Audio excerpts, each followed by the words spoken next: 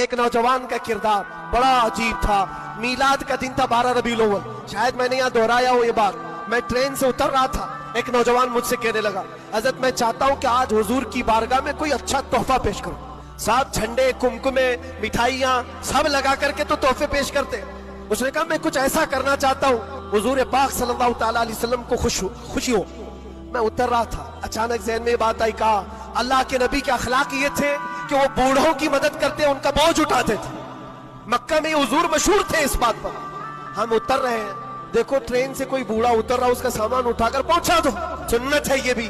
اور آج 12 ربیع الاول ہے, تم حضور کی بارگاہ میں خراج عقیدت پیش کر. یہ بات کہا اور میں گزر گیا. وہ جوان ایک بوڑھی عورت 2 بڑے بڑے شاپر لے کر آ رہی تھی, اس کے پاس گیا اور کہا کہ اماں جی مجھے دو, میں اٹھاتا ہوں. وہ پہلے تو گھبرائی, کہا کہ تو کیوں اٹھائے گا, تو کلی ہے کیا ہے, میرا سامان کیوں نہیں دوں گی. نہیں دے رہی تھی. اور کیوں دے اجنبی کو کوئی. اس نے اصرار کیا, اماں جی دے دو اٹھا لوں گا. کہا اتنا کیوں کہہ رہا ہے بیٹا, تو سامان لے کے بھاگنا ہے, کیا کرنا ہے. اس نے صاف صاف سمجھا دیا, اماں جی بات یہ ہے آج 12 ربیع الاول کی تاریخ ہے, ہمارے پروفیٹ محمد صلی اللہ علیہ وسلم کا جنم دن ہے, اور ان کی عادت تھی کہ وہ بوڑھے لوگوں کا بوجھ اپنے ہاتھ اٹھاتے تھے. میں چاہتا ہوں کہ ان کا عمل دہراؤں, ان کے اخلاق پر عمل کروں اور میں ان کی روح کو خوش کروں. بوڑھی کے دل میں بات آ گئی. کہا لے بیٹا, تو تیرے نبی کی بات کر رہا ہے, آج تمہارا کوئی تہوار کا دن ہے, یہ کرنا ہے تو کرو. وہ شاپ پر لے کر کے گیا, اس کو جہاں تک پہنچانا تھا پہنچایا. یہ بات آئی گئی, گزر گئی.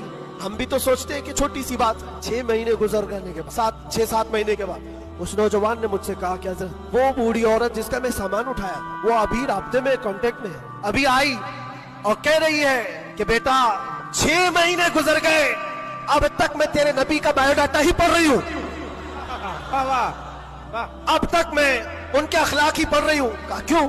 کہا تیرے اس عمل نے مجھے اتنا متاثر کیا کہ اس زمانے کا کوئی جوان, ارے میرے بیٹے میرے پوتے نہیں آئے مجھے لینے, کسی اور کا بیٹا میرا سامان اٹھا رہا ہے, اس کے اندر اتنا اثر کہاں سے آیا. اور جب تو نے بتایا یہ تیرے نبی کے عمل ہے, میں نے سوچا کہ اس نبی کو کیوں نہ پڑھوں. پڑھتے پڑھتے میں اس مقام پر پہنچ گئی. بتاؤ تیرا نبی کہاں ہے, میں بھی جاؤں غلامی میں شامل ہو جاؤں. واہ واہ واہ واہ. تمہارے اخلاق سے انقلاب آ سکتا ہے, تمہاری عادات سے انقلاب آ سکتا ہے, لیکن جب تم خود سیرت نہیں پڑھنا چاہتے تو دنیا تو پھر یہی تانے دے گی کہ آتنکوادی ہیں, یہ دہشت گرد ہیں, ان کے منہ پر تھپڑ مارنے کا طریقہ یہی ہے.